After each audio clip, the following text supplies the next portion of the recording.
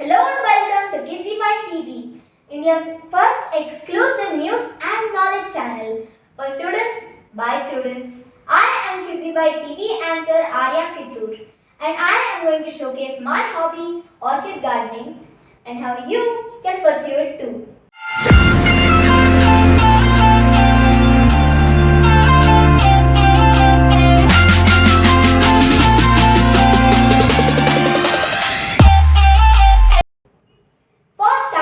Orchids are renowned specialists. A different orchid might demand a different set of conditions.